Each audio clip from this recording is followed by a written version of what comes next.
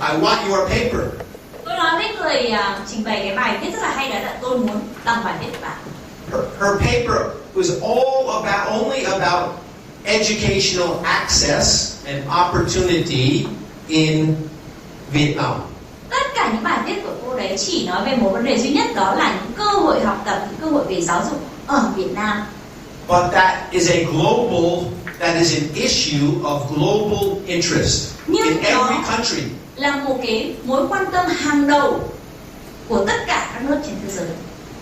And I know no journal has published anything about that. Và tôi biết rằng chưa có một tạp chí nào đăng cái thể loại này. In Vietnam. Về Việt Nam. Let me say it again. Để tôi nói lại lần nữa. No international journal has published data about educational access in Vietnam. Chưa có một tạp chí quốc tế nào đăng một bài viết mà có sử dụng các dữ liệu đánh giá nghiên cứu về cơ hội giáo dục ở Việt Nam. So, in a interesting way, chính vì thế một cách rất là thú vị là this lady người has a big advantage. Có một cái lợi thế rất lớn. Because our journal love to publish that and be the first. Bởi vì cái tạp chí của chúng tôi muốn đăng cái bài đấy, bởi vì chúng tôi muốn là người đầu tiên đăng bài đó. So, I want you to shift your paradigm. Vậy là tôi muốn các anh chị hãy thay đổi quan niệm của mình. I want you to shift your paradigm from nobody wants our work. Từ cái việc mà các bạn nghĩ là không ai muốn đăng bài của mình. And shift your paradigm to see everyone wants to publish the first. Là hãy nghĩ rằng họ muốn là người đầu tiên đăng bài của mình. Research from Vietnam. Những bài nghiên cứu từ Việt Nam. So that gives you a big advantage. Như vậy các bạn đã có một cái lợi thế cùng to lớn. Somebody said, you don't have to be the smartest. Một vài người nói bạn không cần phải là người thông minh nhất. If you're the first. Nếu bạn là người đầu tiên.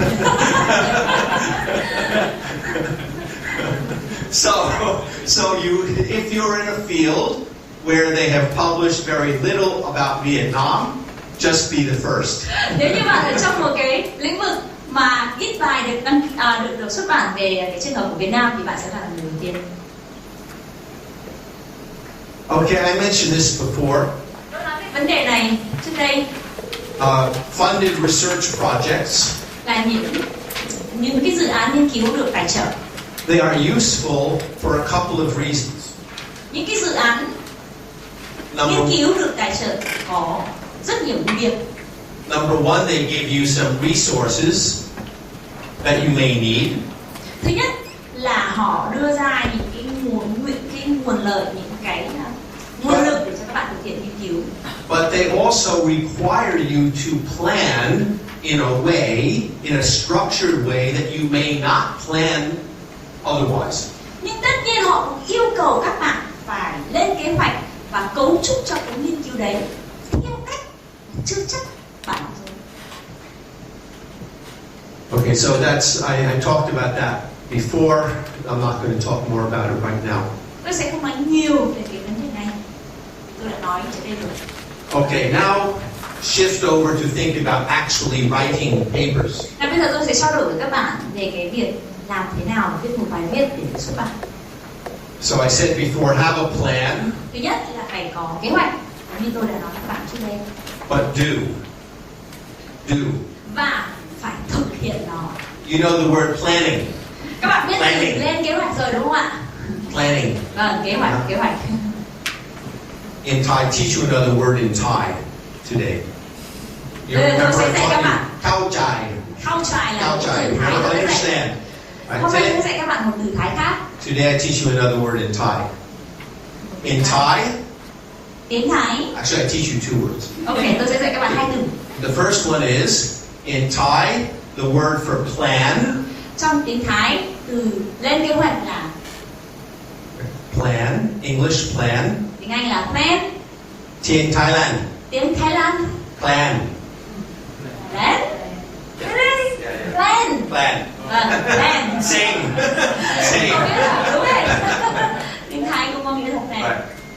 But you know, in English we talk about planning. Nhưng mà trong tiếng Anh các bạn gọi là planning, tức là lên kế hoạch. Planning, đăng kế hoạch. So, planning. But in Thai, the word ning. Trong tiếng Thái, từ ninh có nghĩa là means not do. có nghĩa là không làm. So I always joking with my Thai colleagues. Thế là tôi luôn đùa với các bạn là And I say no planning. Plan and do. Not plan không có and đang ning. lên kế hoạch mà lên kế hoạch và thực hiện nó. Plan and ning. So plan and do. I told you before the importance of writing papers for specific audience. Audience means which reader. Như tôi đã nói với các bạn, khi các bạn viết các bạn phải nghĩ đến độc giả của mình là ai, người nào sẽ đọc phải. In my field, in management, trong lĩnh vực quản lý giáo dục, lĩnh vực của tôi, sometimes I write an article for mostly for other scholars. phần lớn thời gian ấy thì tôi viết những bài viết của tôi là tập trung vào các học giả trong lĩnh vực đó. So I can take the same I can take one research project. Tôi có thể lấy nội dung của một nghiên cứu này. I write one long paper Tôi viết một cái bài rất là dài for other scholars. cho các học giả khác trong lĩnh vực này. Focus, theory, Tập trung vào lý thuyết, methodology, phương pháp, data analysis. xử lý dữ liệu. Right? Second paper, Bài viết thứ hai của tôi same research project cũng cùng từ cái nghiên cứu đấy for policy makers. cho những người làm chính sách. Not so much theory. Tôi sẽ không nói nhiều đến vấn đề lý thuyết. Summary about the research method. Tôi sẽ chỉ tóm tắt về những phương pháp của nghiên cứu. Some graph to show the result. Có một số các bảng biểu để chỉ ra kết quả. Not any advanced statistics. Và tất nhiên sẽ không nói quá nhiều về những cái đánh giá thống kê phức tạp. And the perspective is for the policy maker. Và cái quan niệm của cái bài viết này là dành cho những người làm chính sách. I might write a third paper. Tôi có thể viết bài viết thứ ba For the manager. cho những người làm công tác quản lý. What is the meaning of this research for somebody doing the management himself? Cái ý nghĩa của cái nghiên cứu này có thể giúp ích gì cho những người làm công tác quản lý trong cái lĩnh vực này? So one research project may be 3 different papers, different audience, and written differently.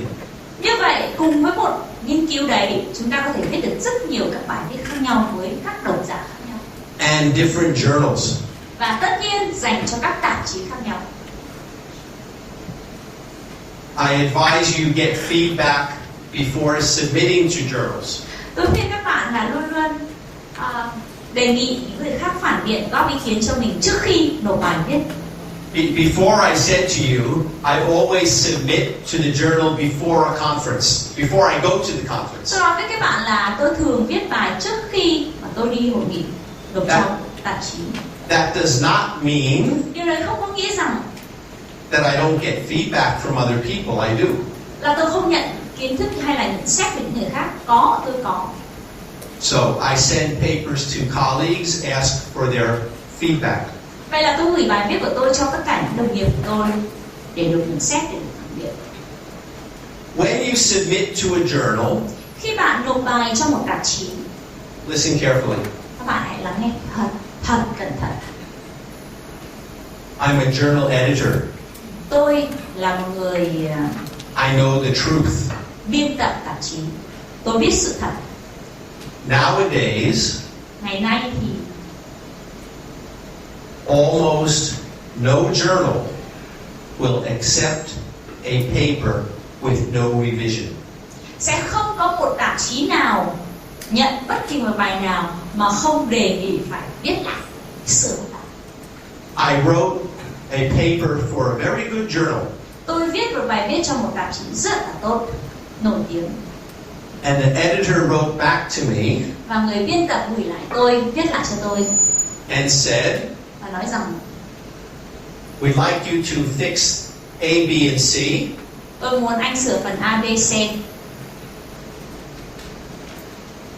But we accept your paper. Nhưng tôi sẽ nhận bài của anh.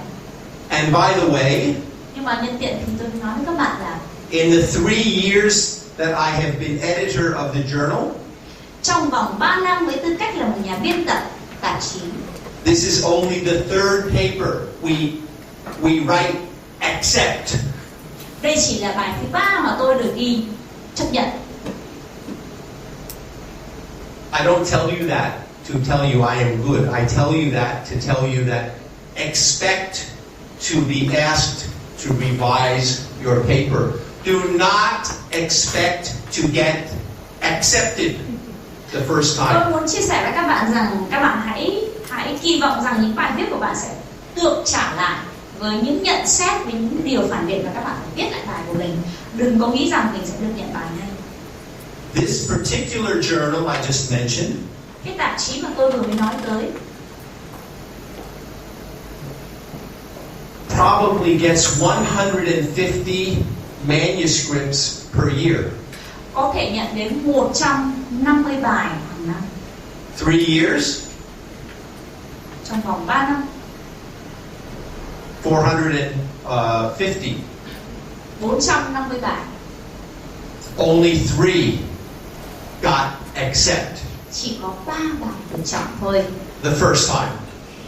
Lần đầu tiên có 3 bài được chọn ngay từ bài nộp đầu tiên, bản đồ nộp đầu tiên. So, don't be disappointed Vậy là các bạn đừng có thất vọng if they ask you to revise your paper. nếu họ đề nghị bạn viết lại bài của mình, sửa lại bài của mình. Bình thường, Just normal, like everybody else. bình thường như tất cả những người khác. Be resilient and learn from rejection. Và tất nhiên các bạn hãy bình tĩnh và hãy học hỏi từ những You may việc bị từ chối như vậy. you may get papers reject, Có những lúc bạn sẽ bị từ chối, bạn sẽ không được đăng. but look at why they say reject. Nhưng hãy tìm ra những lý do mà họ không chấp nhận bản thảo của các bạn. Was it your research method? Có phải do phương pháp? Was it your literature review? Có phải do cái phần khảo sát về lý thuyết? Was it the writing? Có phải về cách viết của bạn? Many different reasons that papers are rejected. Có rất nhiều những lý do mà làm cho bài viết của bạn không được chấp nhận. So instead of just being disappointed Thay vì các bạn thất vọng, and saying they don't like me nói họ không quý tùng, and it's not fair, không có công bằng một tí. look at what they wrote and look at 3 different papers, what the reject said. Và hãy nhìn vào kỹ lại cái bài viết của mình và những nhận xét mà người ta cung cấp cho mình. And maybe they say you haven't written it clearly. Có lẽ họ sẽ nói rằng bạn không viết rõ lắm. Then maybe you need to get better English editor Thế có lẽ là các bạn cần phải người chỉnh sửa lại bằng tiếng Anh tốt hơn. or someone on your team who's very good at writing in English. Hoặc là tìm một người đó trong nhóm của bạn mà người có thể viết tiếng Anh tốt hơn bạn. So this is what I mean when I say, are there patterns in why your papers are Và rejected? cái câu hỏi này tôi muốn hỏi là có cái điều nào lặp đi lặp lại trong cái lý do mà các bạn luôn luôn bị từ chối đăng không? Có cái lỗi lầm nào mà thường xuyên lặp đi lặp lại từ những bài viết của mình? And if it makes you feel better, Và nếu như điều này có thể làm cho các bạn cảm thấy tốt hơn, I share with you tôi sẽ chia sẻ với các bạn một câu chuyện that all of us get papers rejected. là tất cả chúng ta đều bị từ chối. I just wrote a paper with a very old colleague of mine. Tôi vừa mới viết một bài viết cùng với một đồng nghiệp rất là He is my close colleague, Joe Murphy, and Joe Murphy là người đồng nghiệp lâu năm của tôi. he's written 50 books, Anh ấy viết 50 quyển sách and we have published so many articles. và chúng tôi đã cùng nhau đăng rất nhiều các bài viết. We just wrote a paper together, rejected. Chúng tôi vừa mới viết một bài và bị trả lại. So it happens to everyone. Điều đấy xảy ra đối với tất cả mọi người. This is to say again that in the social sciences we have a choice to focus on theory, policy, or practice, depending upon our field and what we are working on. Trong thực tế, trong ngành nghiên cứu về khoa học xã hội thì chúng ta có rất nhiều lựa chọn để viết về những vấn đề mang tính chất ứng dụng, về mang tính chất về lý thuyết hay là mang tính chất về chính sách. And you really need to understand. Nhưng các bạn phải thực sự hiểu một điều rất quan trọng là what the different journals in your field are looking for. Tất cả những tạp chí khác nhau có những tiêu chí lựa chọn khác nhau như thế nào? It goes back to the question of audience. Nó quay trở lại câu hỏi về độc giả. You don't just write papers, you write a paper for a specific audience. Bạn không chỉ viết một bài viết mà các bạn viết một bài viết cho một nhóm độc giả cụ thể nào đó. And you can have a great paper, Bạn có thể có một bài viết rất là tốt, but send it to the wrong journal, nhưng bạn gửi nhầm đến một tạp chí mà không and you're phù hợp. rejected. Và tất nhiên bạn sẽ bị từ chối. How do you learn what journals are looking for?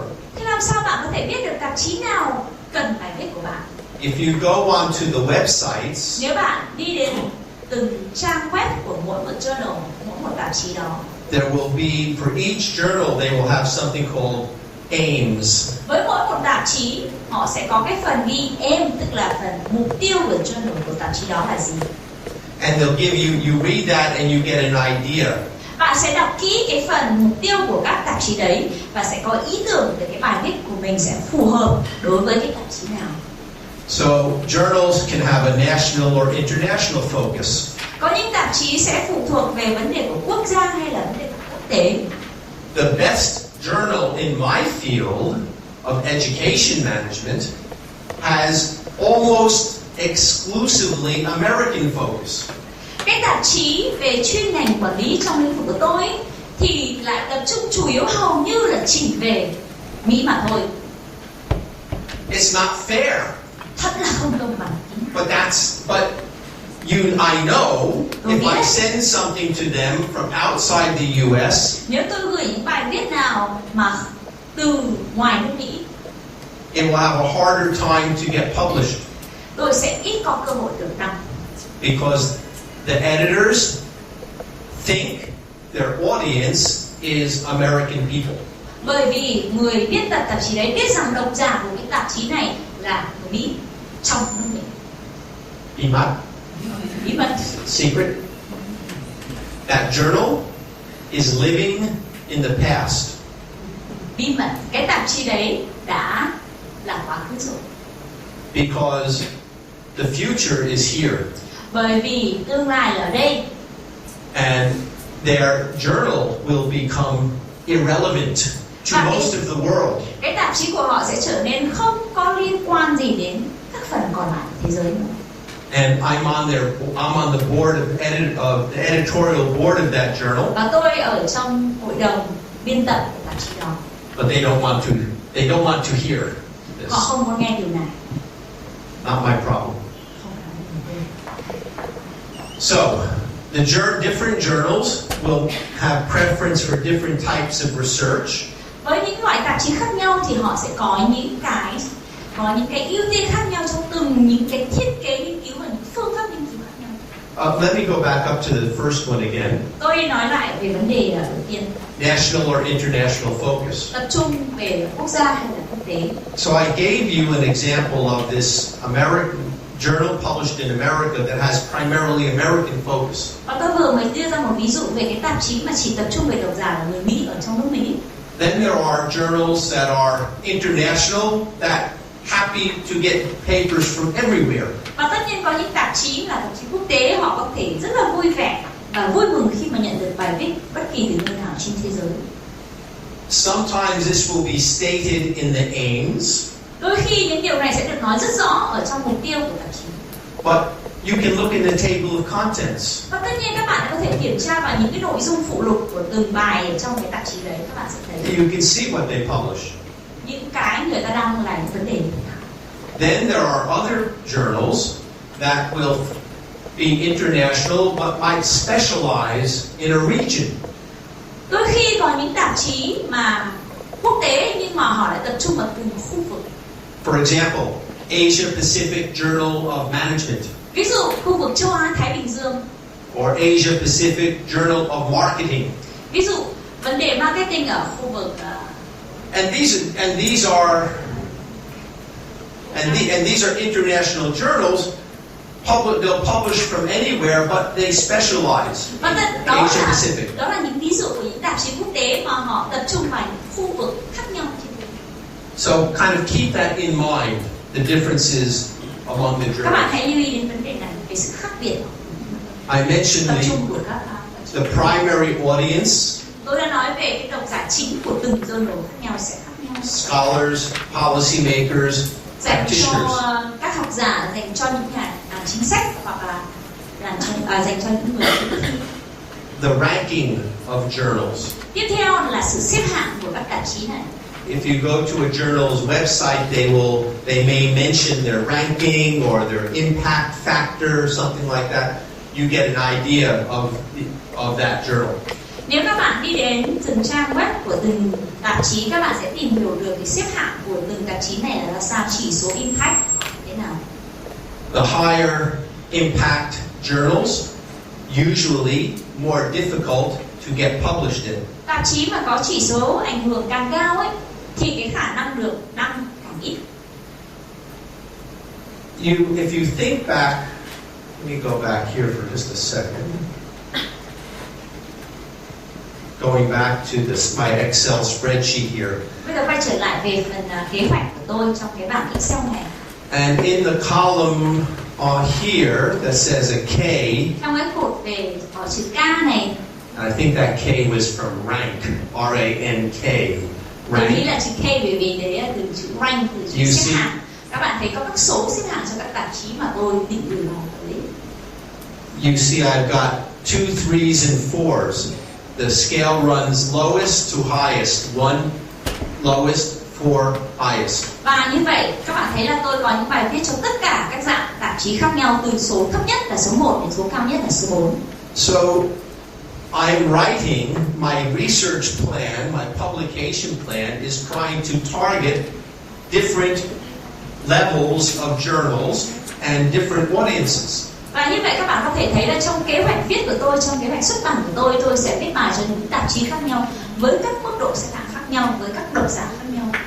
Sometimes I'll start out with my very scholarly paper for a very high ranked journal. Đôi khi tôi sẽ bắt đầu viết một bài viết trong một cái tạp chí có chỉ số cao. And then I write shorter articles for other journals for different audiences.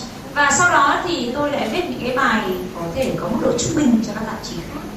Journals will vary by the length of articles. Với mỗi một loại tạp chí khác nhau thì sẽ có yêu cầu về độ dài ngắn khác nhau. And the preferred topics. Các chủ đề khác nhau. My own journal is on education management. Mà họ tập trung chủ yếu về quản lý giáo dục trong lĩnh vực đại học. So in your own field, như vậy trong lĩnh vực riêng của mình, you want to have that in your mind. Các bạn hãy lưu ý đến. That means to understand the differences between what the different journals are looking for. Tức là các bạn sẽ tìm hiểu về những yêu cầu của những tạp chí họ cần điều gì. Length of articles. Độ dài của một bài viết. You may think that that's kind of silly. Bạn có thể thấy rằng đấy là điều hơi công ích một chút. But you need to know before you write the article how long they accept.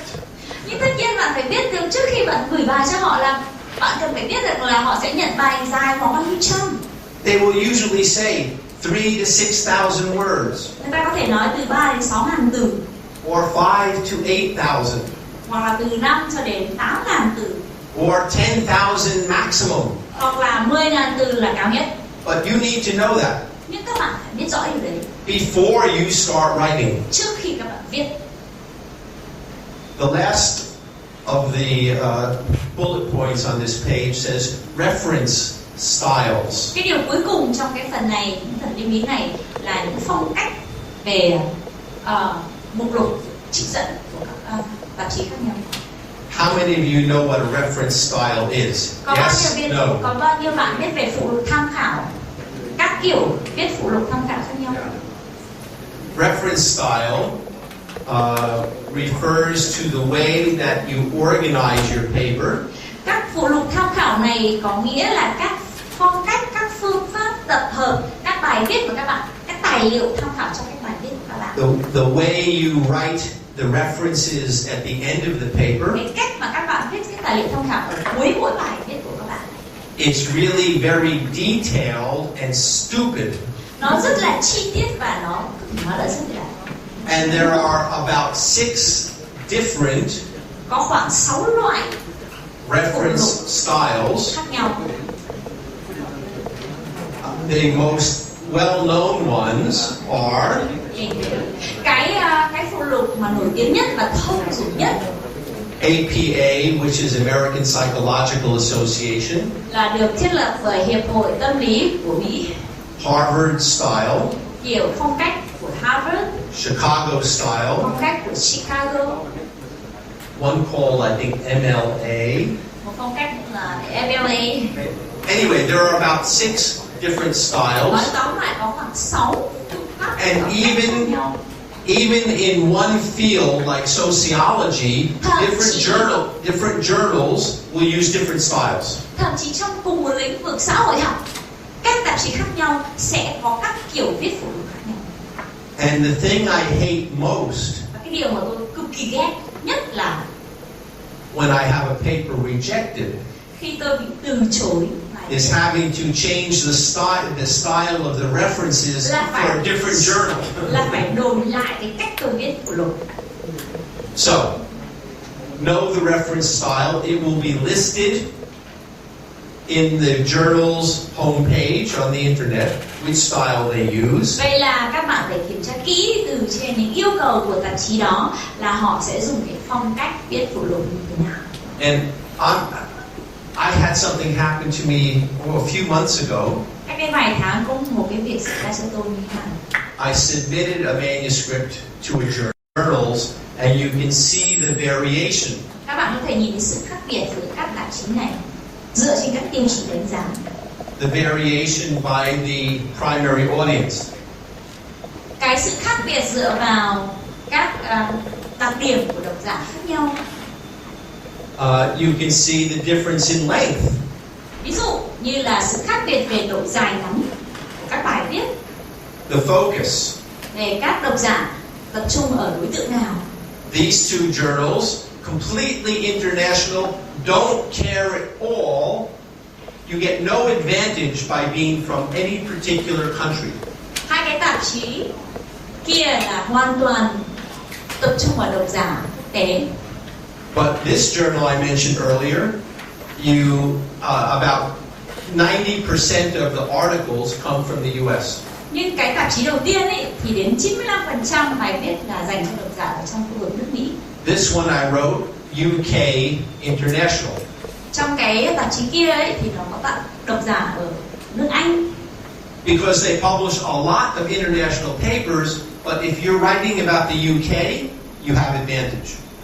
Trong trường hợp này họ cũng có đối tượng độc giả là quốc tế, nhưng nếu như bạn viết cho các độc giả ở nước Anh thì bạn sẽ có thuận lợi rất là lớn, bởi vì họ thường xuất bản bài có liên quan đến nước Anh. Some journals may be more quantitative, some more theoretical, some qualitative. So you need to know a little bit about the focus, the research methodology that is preferred. Trong đó thì có các tạp chí khác nhau về phương pháp. Ví dụ như các tạp chí đầu tiên ấy thì về tập trung nhiều về lý thuyết, và cái tạp chí thứ hai thì tập trung nhiều về đánh giá, nghiên cứu, định lượng. This next point is rather interesting. Cái phần tiếp theo khá là thú vị. This journal I'll call B. Cái tạp chí B này very rigorous methodological journal. Nó yêu cầu đòi hỏi rất là chi tiết về phương pháp, và bài viết về phương pháp phải rất chặt chẽ. They will publish good qualitative studies. Họ sẽ đăng những bài viết có sử dụng nghiên cứu định tính. But they really love very sophisticated quantitative research. Nhưng họ rất là thích, rất là muốn được đăng những bài viết có nghiên cứu định lượng một cách phức tạp. Theory not so important.